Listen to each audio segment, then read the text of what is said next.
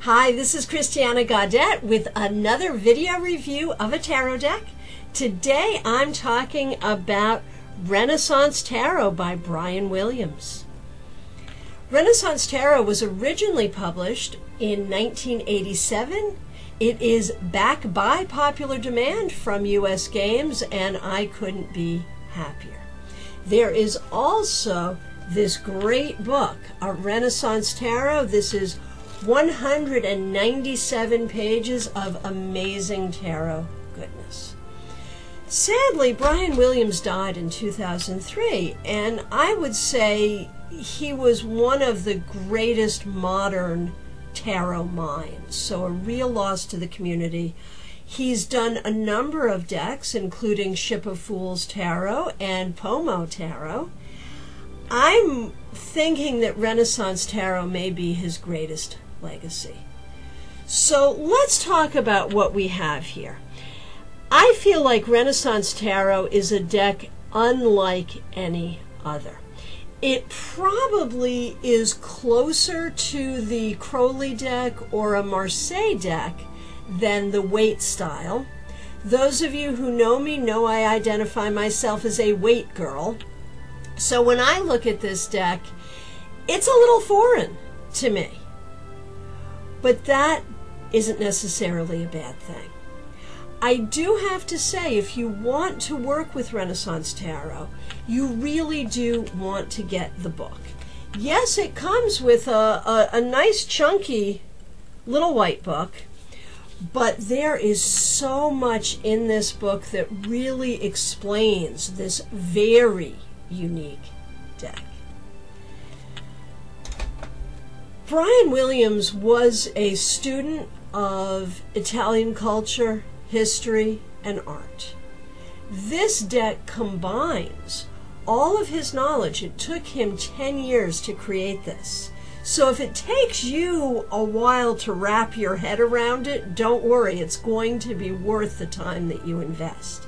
This deck includes mythology, philosophy, art, and culture from Renaissance times. And I think it's really interesting that we trace tarot's history back to the Renaissance. This is not a reproduction deck. It could be called an historical deck in some ways, but I think it's interesting that it takes the whole wealth of culture from the time of tarot's birth and really creates this very rich deck. Now, the deck comes with something called a presentation card, and I just love this image. It has a lot of symbolism. Let me get it so you can see it. There we go. There's a lot of symbolism here. The icons in the four corners are parts of the day. We have four element symbolism here. We have the man holding the tools of the two masculine elements, while the woman holds the tool of the two feminine elements. And in the ribbon, it says, "There is an order in all things." And this card really is a great introduction to this tarot. Now, the tarot is pretty much a standard 78 card deck. Card 11 is strength, card 8 is justice. The suits are coins, staves, swords, and cups. And this is very much like a Marseille deck in that the pip cards are not as illustrated as you would see with a Waite style deck. Now, that's not to say that they're not beautiful, and it's not to say that they're not illustrated. Each of the pip cards does have at least one character on it, at least one figure, a person doing something that is helpful as far as remembering the cards and interpreting the cards. Here, for instance, I like this one particularly, is the Four of Wands. So you can see it's not illustrated.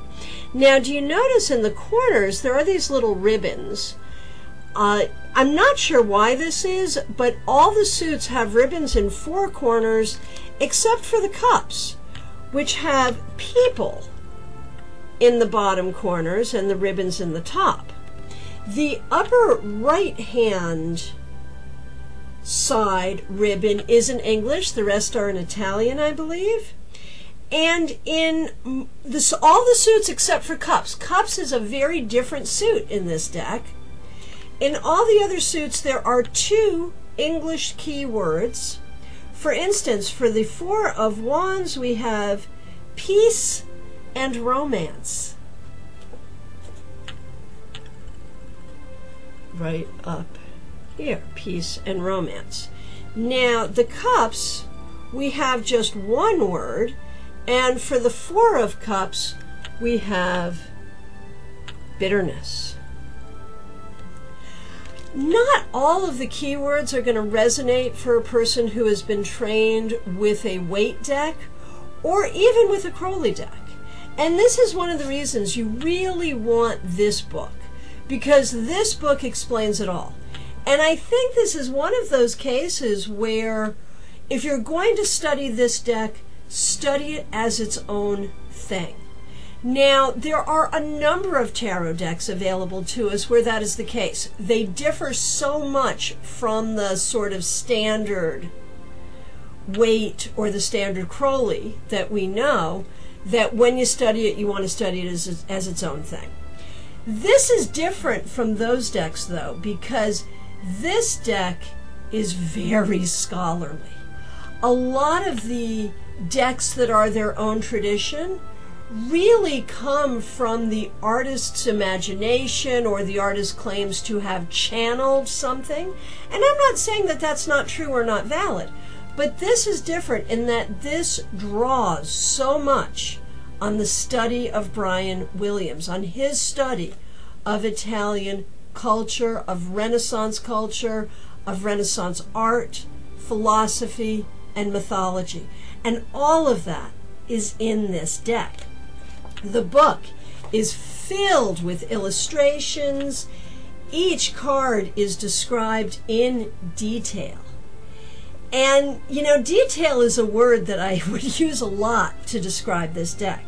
Even when we look at the suit associations for the minor arcana, in most tarot decks we're looking at, you know, just looking at the 4 elements and that's it. Here he talks about the icon of each suit and all the things that it meant during the time of the Renaissance. So we get so much historical insight into this deck and into tarot as a whole.